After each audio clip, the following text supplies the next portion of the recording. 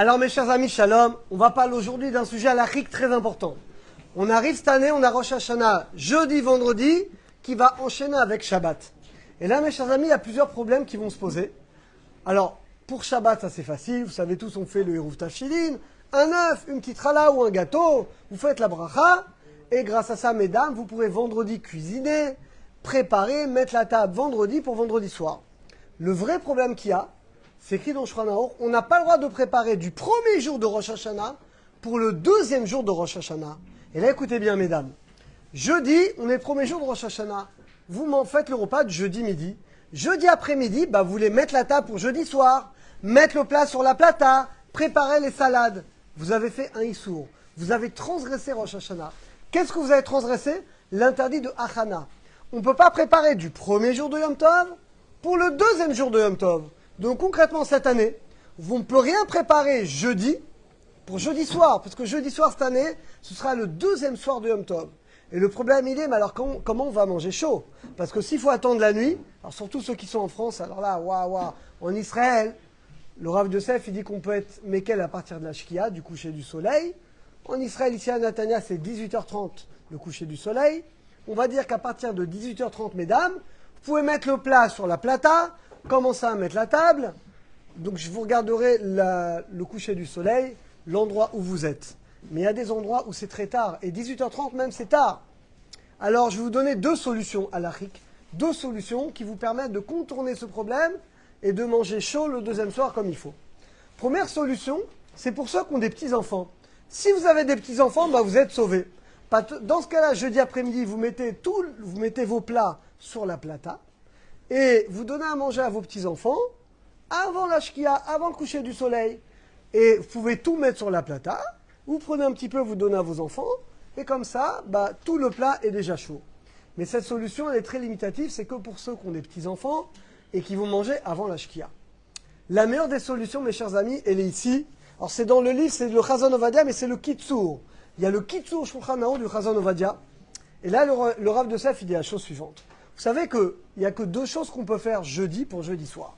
Premièrement, on peut décongeler. Le Rav Yosef, il écrit explicitement.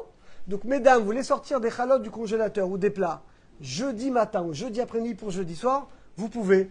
Ah, pourquoi c'est pas Hana? Il dit le Rav qu'en réalité, le fait que quand je sors une challah ou un plat, il va décongeler tout seul, il dit c'est pas une vraie préparation. C'est juste que je change finalement son état. C'est pas comme si je mets un plat sur la plata. Si je mets un plat jeudi après-midi sur la plata pour jeudi soir, là c'est vraiment une préparation. Mais juste de sortir du congélateur et tout seul il va décongeler, on a le droit. Et il y a une deuxième chose qu'on peut, et là c'est la solution à tout. Je vous lis. Mouta, il dit le Rav, on a le droit de mettre le jour du Yom Tov un plat cuit sur une plata qui est éteinte. Vous savez, c'est une grande solution de mettre une minuterie sur la plata. Et là écoutez bien, votre minuterie, vous allez l'arrêter le matin, par exemple, vous l'allumez à l'heure que vous voulez, je sais pas, à 10h, à 11h, vous l'éteignez vers 14h, 15h, et elle redémarre, disons, vers 17h. Eh bien, donc votre plata, entre 15h et 17h dans mon exemple, elle est éteinte. Eh bien, une heure avant, à 16h, vous prenez votre plat de Rosh Hashanah, vous le mettez sur la plata. La plata, encore une fois, elle est éteinte. Eh bien, il dit le Rav, ça ne s'appelle pas une achana, c'est permis. Pourquoi?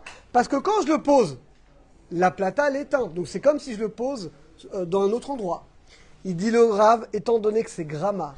Gramma, c'est que finalement, c'est quelque chose qui va entraîner indirectement. Je le pose.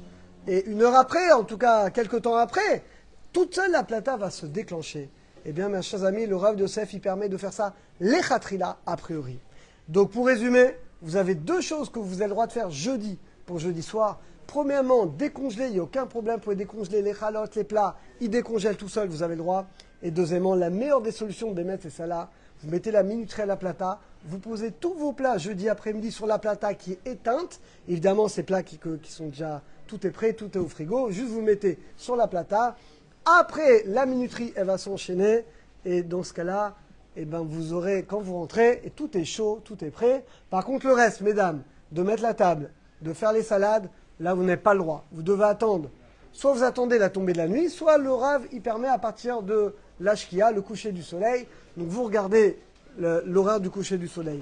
Autre chose, attention. Il faut impérativement s'atteindre une bougie de 72 heures. Attention. N'oubliez pas, mesdames, et là, ne pas s'embrouiller. Parce que le soir de Yom Tov, il y a différents avis. Il y en a qui allument après la tombée de la nuit à partir d'une flamme existante. Mais attention, il ne faut pas s'embrouiller. Là, il y a Shabbat qui enchaîne. Donc on a jeudi, vendredi, on a Shabbat. Donc attention mesdames, il faudra allumer vos bougies en Israël, c'est vers 18h. Vous regardez le pays où vous êtes. Il faudra allumer à l'horaire habituel de l'allumage des bougies. À partir de la bougie de 72 heures, vous allumez. Et attention, Shabbat, c'est Shabbat. Donc de ne pas confondre Shabbat, évidemment.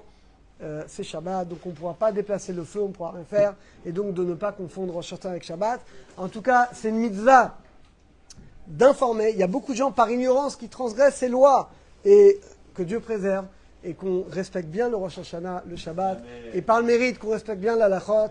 Et bien Hachem nous inscrira tous dans le Sefer Chaim Tovim et Shalom, nous et tout le clan Israël.